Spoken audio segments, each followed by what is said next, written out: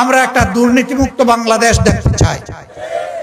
জাতি, ধর্ম, দল, মত নির্বিশেষে 18 কোটি মানুষের প্রত্যেকটা নারী পুরুষ রাষ্ট্রীয় সংবিধান স্বীকৃত তার সকল অধিকার সমানভাবে ভোগ করবে ইনশাআল্লাহ। আমরা সকলের জন্য ন্যায় বিচার কায়েম করব। বিচারে কারো প্রতি কোনো সামান্য তারতম্য করা হবে না। আমাদের শ্রমিক ভাই বোনদেরকে নিজেদের ন্যায্য দাবি আদায়ে রাস্তায় নেমে আর জীবন দিতে হবে না। তারা ঘরে বসে তাদের অধিকার পাবেন। শ্রমিকরা যদি তাদের শ্রমের ন্যায্য মূল্যায়ন পায় তাহলে মালিকরাই উপকৃত হবেন। তখন তারা সন্তুষ্টির সাথে পূর্ণ যোগ্যতা উজাড় করে তারা তখন কলকারখানার গতি বাড়িয়ে দেবে।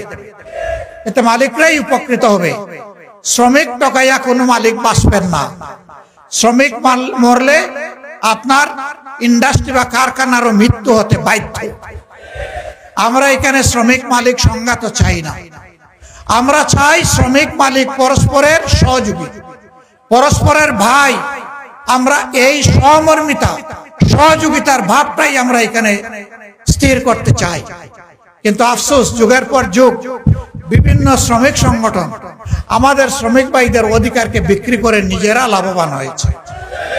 শ্রমিকদের ন্যায্য কোনো দাবি তারা আদায় করে নাই। শ্রমিকরা পথে পথে কষ্ট করেছে, জীবন দিয়েছে, পঙ্গু হয়েছে, চাকরি হারা হয়েছে, লাভবান হয়েছেন নেতারা। বাংলাদেশ জামাত ইসলামী এই বৈষম্যের বিরুদ্ধে। সম্মানিত ভাইয়েরা, এই কাফরুল মিরপুরে এক সময় কিসের রাজত্ব ছিল তার সাক্ষী আপনারা। আল্লাহ তাআলার কাছে সাহায্য চাই আবার যেন সেই দুঃশাসন এখানে ফিরে না আসে, কারো হাত ধরেই যেন এখানে ফিরে না আসে। এই এলাকার মানুষ শান্তি এবং সম্মানের সাথে যেন বসবাস করতে পারে। ব্যবসায়ীরা তাদের জায়গায় ব্যবসা করবেন, চাকরিজীবীরা চাকরি করবেন, ছাত্রছাত্রীরা তাদের লেখাপড়ার কাজ চালিয়ে যাবেন, মা বোনেরা পেশাগত এবং সাংসারিক দায়িত্ব পালন করবেন।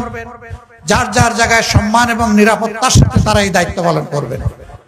আমরা সেই রকমই একটা কাফরুল এবং সেই রকম একটা মিরপুর গড়ে তুলতে চাই প্রাথমিকভাবে। এবং আমরা সারা বাংলাদেশের চিত্রই একাকার চাই, একই ধরনের চাই। আমরা কোথাও উন্নয়নের ক্ষেত্রে কোনো বৈষম্য চাই।